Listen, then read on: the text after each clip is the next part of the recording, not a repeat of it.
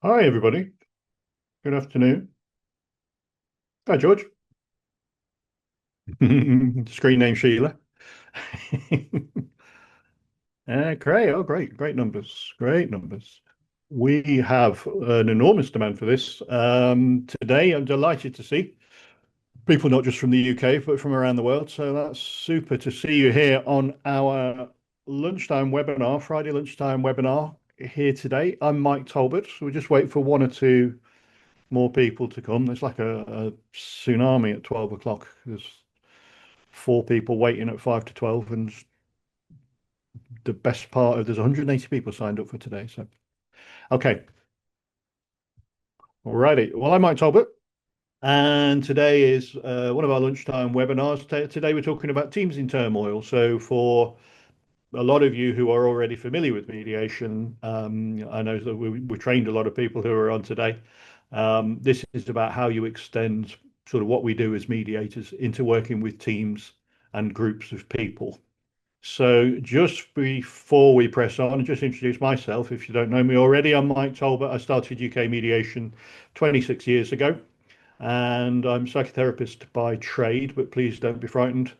And looked at how we can apply what we know about conflict and what we understand about the psychology of conflict to these processes to do with conflict resolution. So our thing at UK mediation is about the psychology of conflict, taking the lid off what understanding the people who are in conflict so that we can resolve their conflict and what we need from an impartial third party with things like mediation. So that's who I am, which is to kill a few minutes while everybody arrives. So it looks like we've got a lot of people here now. So what I'm going to do is to share my slides and we'll start talking about teams in turmoil. So here we are. It's one of our Mike Talks mediation series. There's a whole load of these webinars on the website as well, if you ever want to look back and see what else we've done with these webinars. But for today's webinar, we're going to look at a case straight in, look at a case study. So it's a complex area working with teams. There's a little bit more involved than when we're doing one-to-one mediation. There's more happens. So I thought we'd get straight in and illustrate the whole area with a case study, talking about a fictitious team, some characters, six characters in a team where things are not going well, and how we might get in there using team mediation. Talk about what can be done, what's possible. What's possible is always a good question at the start of any of our conflict resolution processes. So we'll ask that question and then we'll think about how we apply the principles of interpersonal mediation to these kinds of settings. And then I'll leave a bit of time at the end for Q&A, but there is a chat box in Zoom. If you're not familiar with Zoom, down the bottom there's a speech bubble and a button there labeled chat. So you'll pop a box up. And if you want to comment or ask a question as we go along, please feel free. I like to make it interactive if we can. So if something comes up or I say something that you want to go into a bit further, pop it in the chat box. Scott, my colleague, is watching and we can help you with any queries, any questions. I'll try and respond to any comments. So, a lot to get through. Let's get stuck straight in and talk about this team. So, a team in turmoil. Let's meet the characters in the team. First of all, let's set the context a little bit. So, these guys work within a stationery company, stationery manufacturing company, and the small marketing team of six employees. So these six work together doing the marketing function for the stationery company. They've all worked together for just under a year. So some have been there a lot longer, but this particular team has been formed for about 12 months. Young and old, different backgrounds, fairly diverse team. And let's have a look at who the characters are. So I'm going to introduce the characters. You don't have to remember it all. It's quite a bit of detail involved, but I hope that we've chosen characters that you might be able to identify with, maybe people you've worked with, organizations you've worked with, that you might identify some of these sort of personalities or the traits amongst the members of this team. So we've done it deliberately, so there's a bit of a variety going on. So let's see who we've got. We'll start with Catherine. Here's Catherine. She's generally somebody who prefers to work alone and in peace. She tends to sit up the corner, headphones on, wants to get on with her job, meet her deadlines, meet her objectives. This is Catherine, and she's inclined to sort of get the work done, not so inclined towards the social activities or the water cooler talk. She's polite and courteous with colleagues. She comes in, says good morning. She'll, sign a. She'll join in the round of teas and coffees, but most of the time she's there getting the work done, getting her objectives met. That's Catherine. Here's Janet.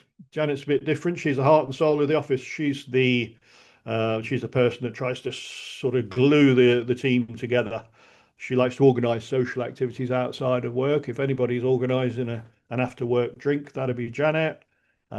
She's always trying to get them, see if they want to go bowling and see if they want to do something one evening.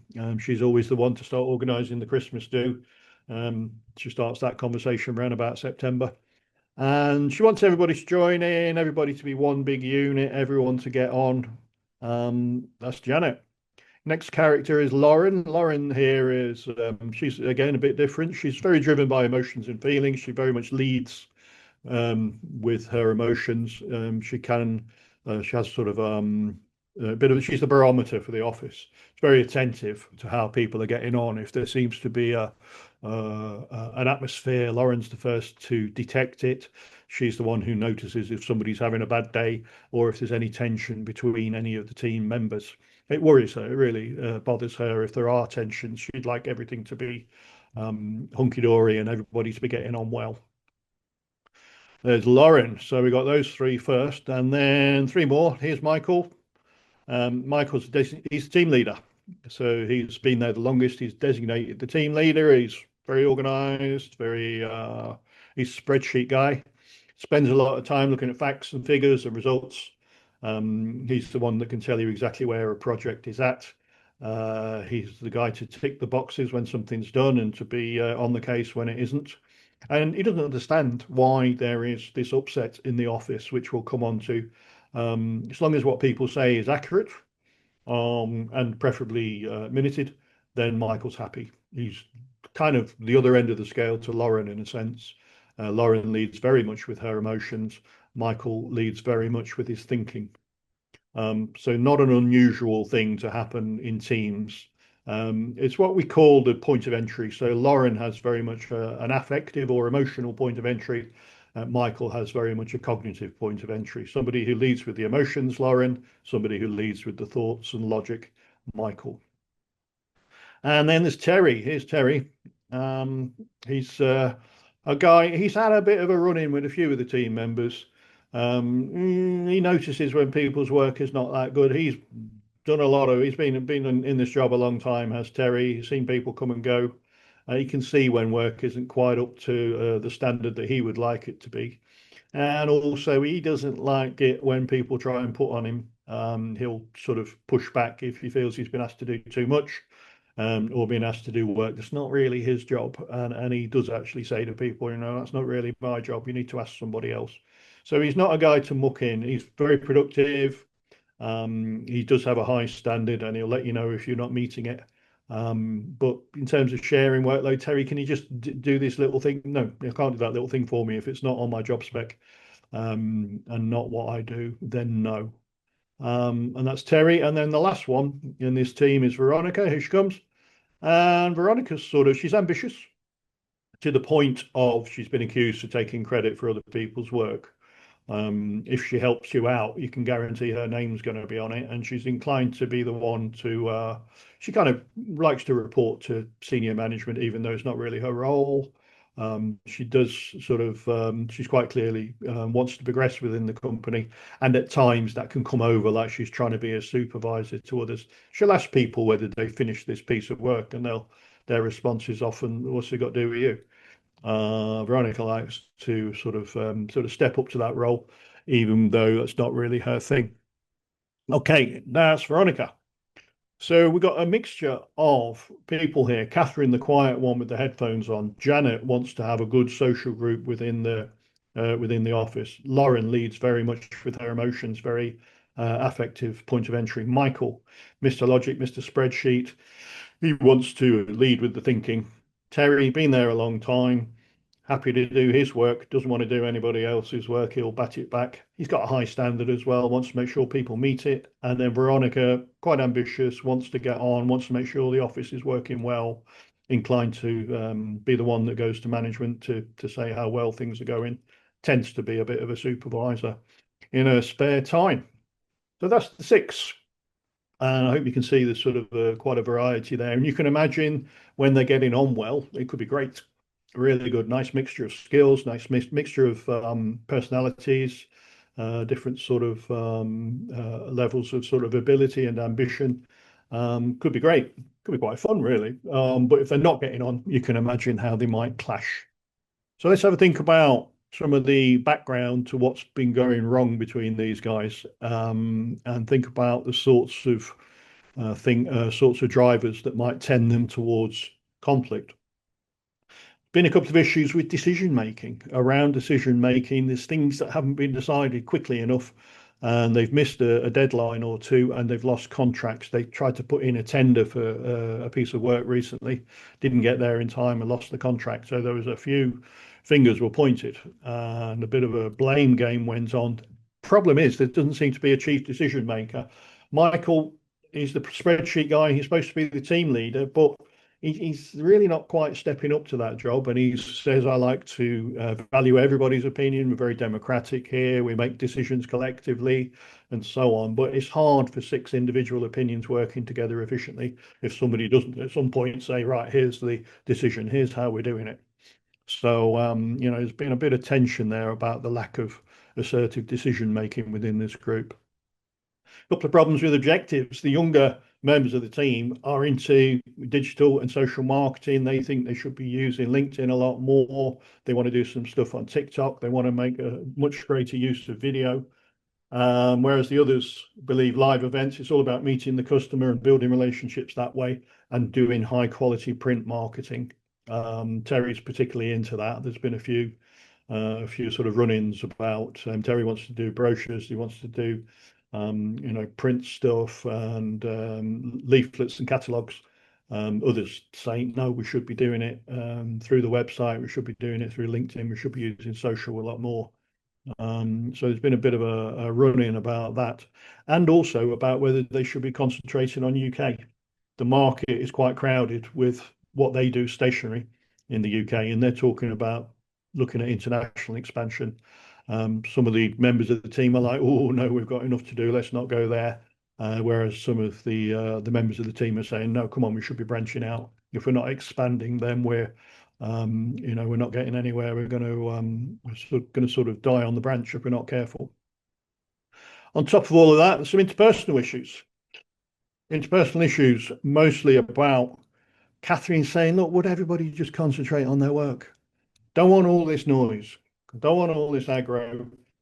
She puts her headphones on, gets on with it, with a bit of and wishes everybody would just do the same. Get on with your work. Janet really just wants everybody to get on. She wants it to be one big family. She's suggested a team building day once these sort of conflict issues have started to surface. Janet's solution is, hey, let's all go out and do a team building day, do one of these activity days where we all get together, and this will sort of get us back to where we need to be. Lauren's just really upset. She's in tears. She's been in tears several times. She's been up to management several times to say, this is horrible, I can't take it. She's talked about leaving the company. Michael, he's getting rounded up on for his lack of leadership. People are noticing, hey, Michael, you know what? You're the team leader. Can you lead the team? Particularly around these things to do with objective setting, with aligning their objectives. Some of these arguments about whether we should be doing more face-to-face live events or doing more on digital and social, and stuff about deadlines missed and decision making.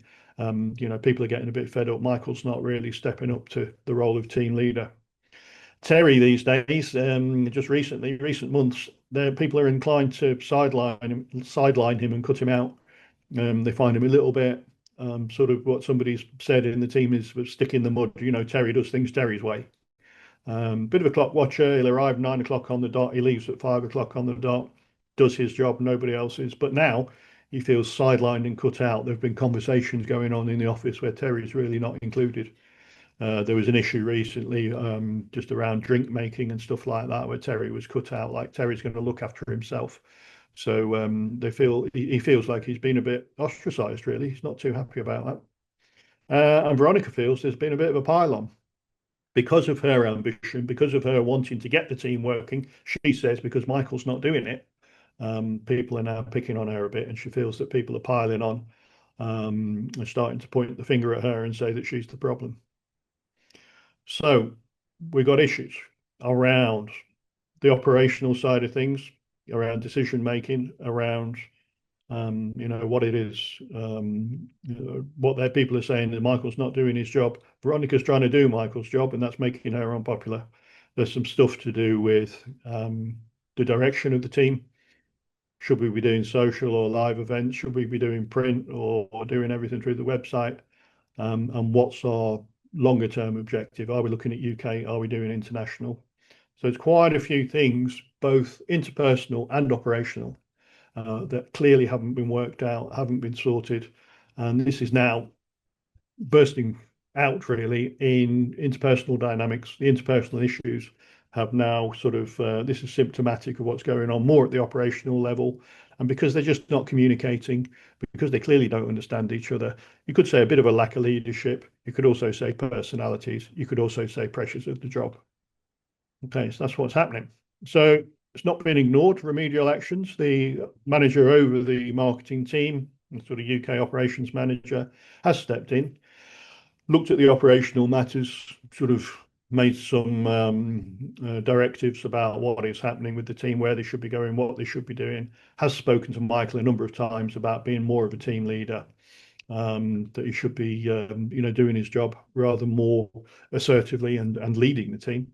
And also the manager brought everybody together for a clear the air session one afternoon. Tea and cakes, thought that, here's get everybody together in a room, let's talk things out, get it all sorted, get this team back on the rails. It got very heated. A lot of finger pointing, a lot of what we would call blame tennis. Everybody blaming each other, people blaming Michael for not leading the team, people blaming Veronica for trying to take over and pursue her own ambitions. People blaming Terry for not sort of mucking in and being so inflexible, etc., etc. So everybody pointed the finger at several other people. A bit of blame tennis went on. Didn't really get very far. In the clear the air session, it seemed to actually contaminate the air, and people walked out of there rather stern-faced and went back to their desks, and there was rather an awkward atmosphere the rest of that day and the following days as well. A team mediation was suggested. So quite typically, people will have left the conflict to rumble on, perhaps for a little bit too long. Then internally, they'll try and resolve it. If they have their own internal mediators or somebody who's trained in resolution skills, brilliant. Maybe they can get things back to where they need to be by having a facilitated conversation, a resolution meeting. All of those things are possible. If that doesn't happen, and if management tries to get in there, clear the air, still doesn't work, we want to keep people. We don't want Lauren to leave. We want this team to be effective. We want them to be productive and happy and meeting the objectives that the company sets for them. So we can't just leave it. Team mediation was suggested, and I've put here reluctantly agreed. So people don't skip into mediation. They don't say, "Oh, fantastic, we've been offered mediation." Sometimes they do, but it's rare. So they're going, "Oh God, what's all that about then?" So we've sort of been through all those processes. We've got a referrer within employee relations from the company, who's the mediation provider's point of contact. So if it was us doing this, we would have a single point of contact in the company who would refer this situation to us. And the way the mediation process would work is something like this. So I've got it split into just a few short stages. I'm not going to go through everything you need to do if you're going to do a team mediation. There's rather a lot to it. So we're just going to go through sort of a few brief steps, and I'll tell you roughly what happens at each of the steps. If there's anything you'd like me to zoom in on in particular, use the chat box if you've got a question about any particular part of this of the process, and I'll pause and I'll answer questions. But let's think about the sort of steps that are involved. So we have an initial scoping session with the referrer. So that's with this single point of contact in employee relations, where he or she can tell us a little bit about the history. We don't want to know back to year dot, but just a bit about what's been going wrong. And let's talk about the goals for the mediation. What are you trying to achieve? And it's not always taken for granted that we know what we're trying to achieve. Clearly, we want everybody to get on. But there might be, some more scoping that we need to go through with the employee relations person in this case, who's taken the role of referrer, and also agreeing boundaries. So we'll agree about confidentiality. We'll let the referrer know what we'll be asking the participants to do and what we'll be asking them to agree around the objective of the process, around confidentiality, explaining about the impartiality of the mediator, and explaining about voluntariness as well. And I said that people had reluctantly agreed to take part in the mediation. They have to agree and walk towards it. We can't cajole or force people to take part in mediation. So the boundaries here are the voluntariness of participation, the impartiality of the mediator, the confidentiality of the process, and very importantly, what's the aim, what's the objective for the intervention.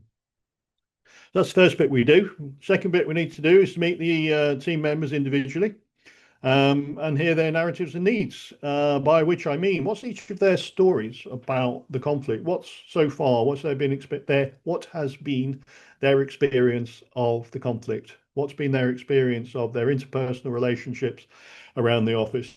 You've got 6 people, you're going to get 6 different stories. Nobody's right or wrong. You've got 6 different realities.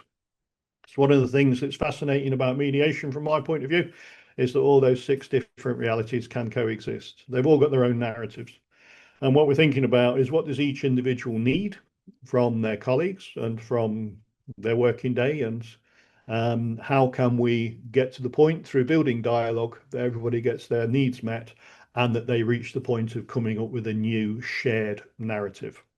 So if you wanted a sentence about what mediation aims to achieve, it's that. So we want everybody to meet their needs equally, this idea of win-win, and coming up with a shared narrative, bearing in mind that nobody's narrative is any more true or less true than anybody else's. All equally valid, all can coexist, but let's come up with a shared narrative about what this team's for, how we're going to get on, and how we're going to make sure that we all have this sense of pulling in the same direction. Takes about an hour to an hour and a half each for the individual meetings, so it's going to take a whole day. And we do need to do that. We do absolutely need to meet people separately. Sometimes with us organisations, we'll be a little bit horrified by that. They want to get everybody together in a room together. Nah, I think just from an ethical and safety point of view, it's important that we know what we're dealing with. We want to have a private conversation with each individual before we get them together in a group for all sorts of reasons. Okay, so there's the first couple of steps. Next thing we're going to have to do is, if there is a need for some smaller sub-meetings based on what we've learned in the individual meetings, what we might do is we might just get these 2 people together for an initial mediation session before we go into the whole group. We might get these 3 together for an initial mediation session before we get into the whole group. Now, the reasons for that are plenty, but in a nutshell, if the conflict is focused just on 2 or 3 people, we'd like to resolve that first. I don't mean just focused. If it's a particularly intense conflict with 2 or 3 people, and that needs to be addressed before we're going to get anywhere, what I'd rather do is do that privately before we go into the whole group, rather than do it in the whole group, where half of the group will be sat around just spectating and just watching what's happening with these 2 or 3 people who are clearly the focus of the conflict.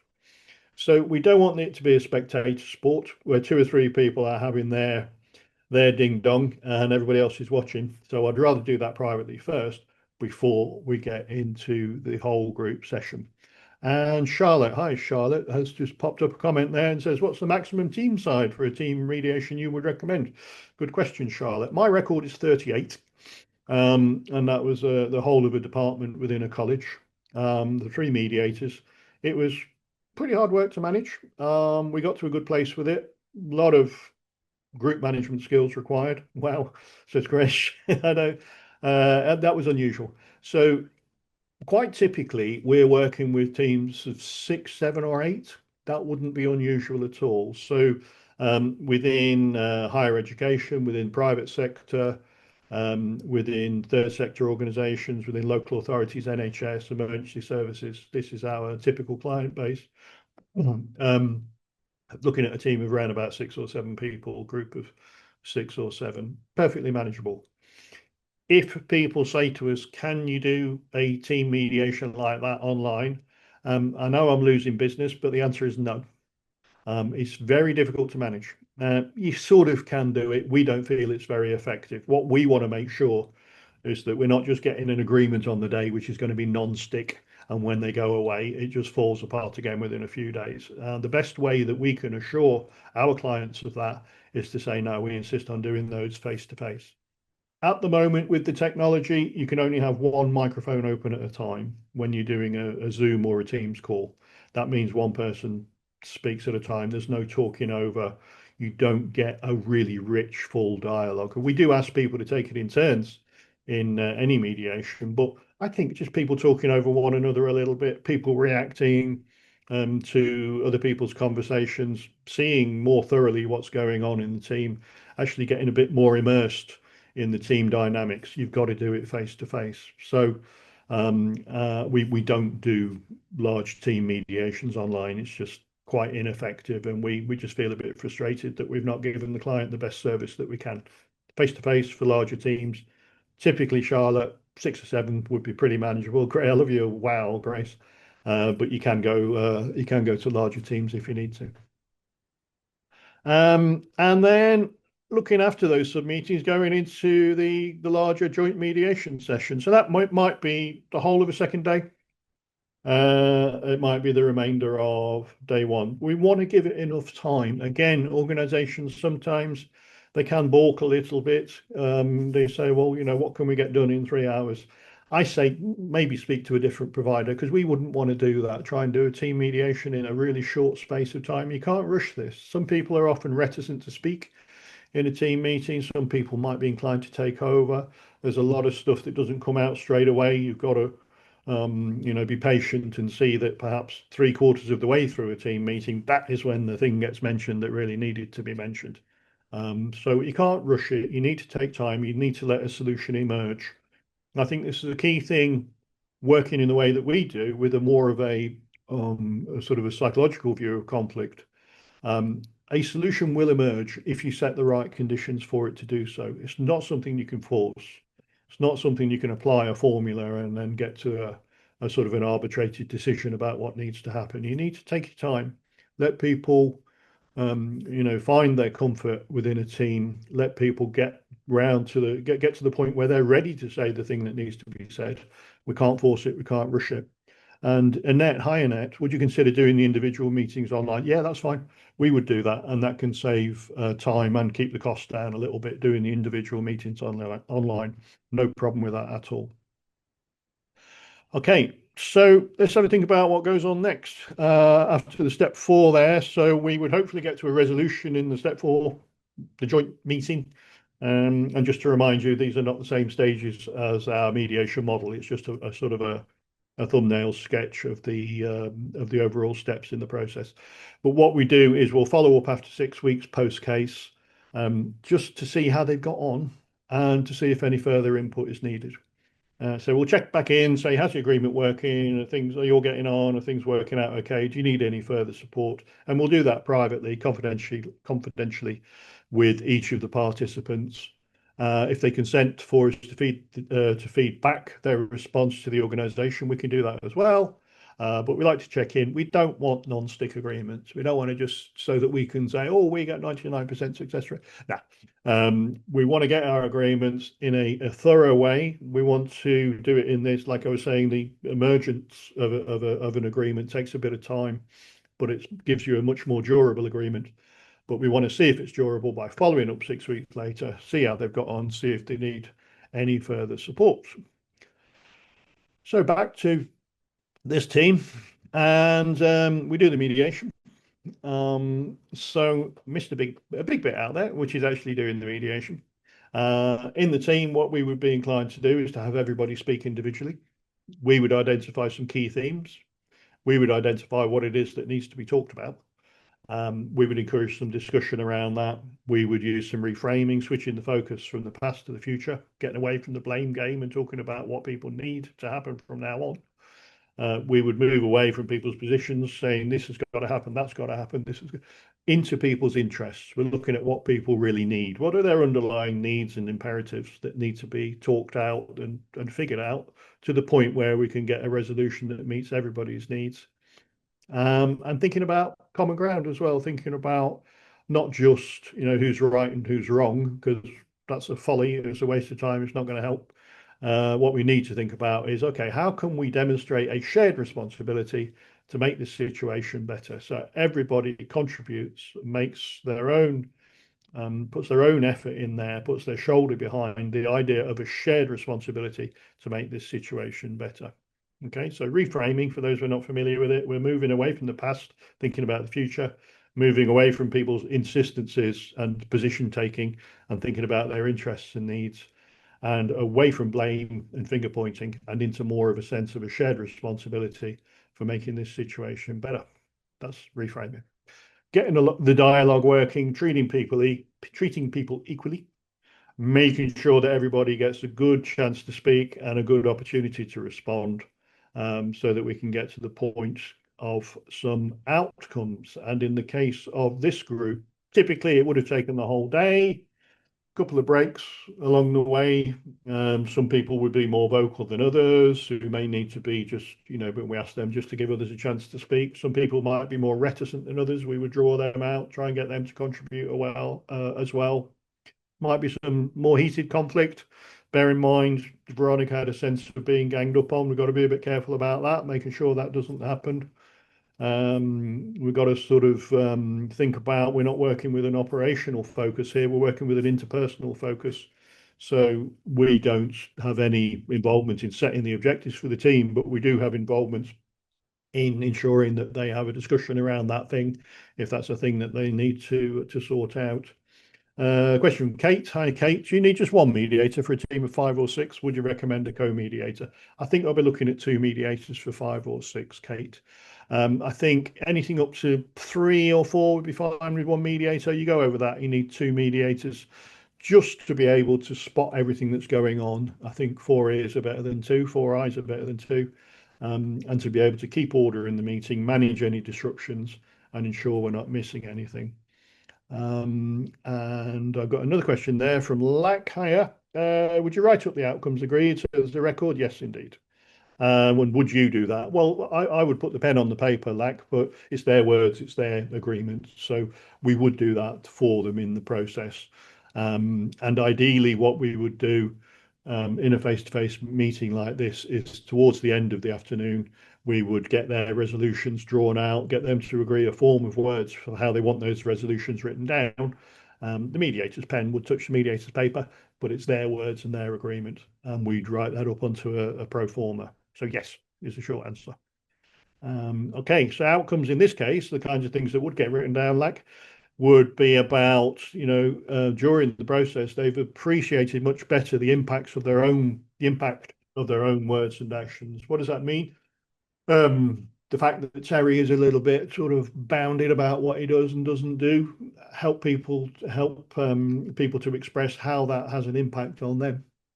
The fact that Veronica tends to drop into this sort of team leader, informal team leader role, let the other team members tell Veronica about the impact of that on them. The fact that Catherine sits at the corner there with her headphones on, team members let Catherine know how that has an impact on team dynamics as well. So there's one thing, better appreciating the impact of your own words and actions on other people. Also realizing that people bring different skills and talents and needs to the team. There's a real diverse team here. We could infer all sorts of things about the team. Perhaps there's a bit of neurodivergence amongst the team. Certainly, there are different ages, different cultural backgrounds. Let's value that. Let's see that these different skills and talents and personalities are an asset to the team, not a challenge to it working well. And let's talk about behaviors. So mediation, We have a lot of expression of emotion in a mediation, no doubt about it. People have to think their way through the problem and reason and rationalize and try and come up with solutions. But ultimately, it's about behaviors. So, yes, we have a lot of emotion. Yes, we have a lot of thinking. Ultimately, what are we going to do? What are we going to do differently in order that we resolve our dispute and or prevent the development or worsening of a dispute? And that's about a behavioral agreement. So the last thing there is about what behaviours, how can we better communicate, how can we address the differences in the ways that we work and how we want to be in the office, and how can we engender this better sense of pulling together. And I'd make the point there as well that people don't necessarily have to 100% agree with one another's viewpoints. So they may not agree with Terry's viewpoint about this is how we are, how we should be when we're at work. They might not agree with Catherine's viewpoint about this is how we should be when we come to work. But if they understand it better, and if they hear from that individual about why they are that way, that's usually enough. Big tick there for not necessarily agreeing with other people, but understanding where they're coming from, understanding their motivations, understanding their character and their drivers. That's enough for us to reach a very thorough resolution in mediation. So those would be the outcomes in this case. They go away with their agreement. Back to your point there, Lack. So I would get them physically to actually sign the agreement on the day, written out longhand. Everybody signs it. It's a symbolic thing. It's not a legally binding agreement. It's signed in good faith. It's based on trust. It's an agreement because they want it to be an agreement, not because we could go and wave it down the county court. And in this case, with interpersonal mediations, interpersonal mediation could be within a family group. It could be that wants to stay together, not divorce and separation, that's different. But within a family group, it could be a neighborhood issue with a group of neighbors. It could be a business thing, maybe a family business or something like that, where it's the interpersonal issues that are front and center. So whatever kind of a setting it is, we'd end up with an agreement, a behavioural agreement about what's going to be different. They go away with it, signed on the day, and then we're going to check back with them in 6 weeks' time, see if it's worked, see how they're getting on. Do they need any further support? However, that might not be the end of it for now. So if during that process we can see that some people are really struggling with how to deal with conflict, if they're really struggling to as they walk out of the room thinking, okay, I've got this agreement, but I'm just really scared that things are going to go wrong again because of how this person is, or because of how I am, or because of how these two people are. Then what we would do is offer to anybody in the team and say, okay, there is a further intervention that might be helpful. We might offer it through the referrer or mention it directly, which is conflict coaching. So as a further step, not in every case, but in some cases, we might say, okay, for all of you, and we would offer it equally in order to maintain our impartiality. What you may benefit from, if you want, is a little bit of further input from us about how to deal with conflict situations, about how to manage yourself when you find you keep coming into conflict with people. And it's there for anybody, and they would have to speak to the referrer as to whether they want to take up this service with us. But a bit of conflict coaching for how you can avoid coming back into conflict with the individuals. Today's a good day. We've had the mediation. We've got an agreement. Let's make sure it doesn't happen again. Conflict coaching is available to all of you. In this case, Terry put his hand up and did speak to the referrer and said, yeah, you know what? I do seem to fall out with these guys. I don't know if it's just who I am or how I am, but I do seem to sort of bash heads, particularly with two or three of them all the time. What can I do to make sure that doesn't happen again? And that's a perfect starting point for conflict coaching. So one of our conflict coaches could then provide a further service if required. We don't force it on people. We certainly don't do the hard sell. It's only going to work if people walk forwards and request it. But it's a really good way of making sure we don't go back to square one again. Terry says, yeah, I do seem to keep bashing heads with a few of the team. He accepts the offer that was made to all team members for conflict coaching, and here's a very quick sketch about what that would involve. So what we like to do at the start of a series of conflict coaching sessions is to get together the coach from UK Mediation, the coachee, the person coached, and the referrer would get together for a three-way meeting and discuss goals and objectives for a series of sessions of conflict coaching with an individual, with the overall objective of helping them to better manage conflict. Then the coach and coachee would have a private session away from the referrer and away from the team to discuss conflict situations at work, what comes up, what happens, how does that individual respond when there is conflict or sort of conflicting behaviours, any disputes, disagreements, how does that person manage themselves, and talking through the effect that conflict has on that individual. We're not doing therapy, but people are affected differently by conflict. Some people seem to be able to work in very conflict-ridden environments and it's fine, it's water off a duck's back. Other people can get very upset at the slightest disagreement. It's a lot to do with our pasts, with our upbringing, perhaps with previous conflict situations that have not been well managed. Nothing right or wrong about it. But what we need to investigate or think about is, what is that person's experience of conflict? How does it impact on them? How do they manage themselves? Then in between the coaching sessions, we would give them a bit of homework, maybe trying out some new skills, maybe start with listening, Terry. Really thoroughly hear what somebody's got to say to you when you feel you're getting into conflict with them. Don't try and talk over them. Don't try and get your point across. Listen first and then speak, for example. Maybe some work on empathy, maybe some work on assertive communication, maybe some work on non-violent communication. There's all sorts of things we might want to do. Trying out new skills, keep a little note of what happens so that when you come back into the next session with the coach, or when you speak to them on the phone or by Zoom, you can feed back and say, okay, I had this run in with Lauren, who was very tearful about this, who came to my desk, was so upset, I just didn't know what to do. I tried the thing you said. The active listening really worked. Backing off a little bit, making sure I heard her points first before I got my point across, that really worked. And whatever happens. But feeding back to the coach about what's happened with the experimenting with new skills in between the coaching sessions. And then we would look at probably, we would set this from the start, 4 or 5 sessions, usually at weekly or fortnightly intervals, hour each. We do the first one face to face, but thereafter they might be on Zoom or on the telephone. And then finally, when we conclude the intervention, we just discuss progress, think about any further intervention, whether from us or from the organisation, to get that individual to a place where they can be confident that with the agreement they've reached in mediation and with these new skills that they've acquired through the coaching, they feel that they're not going to be getting into badly managed conflict with anybody in the team again. Very quick skate across conflict coaching, pretty quick skate across team mediation, hopefully helping you understand how the two of those enmesh together.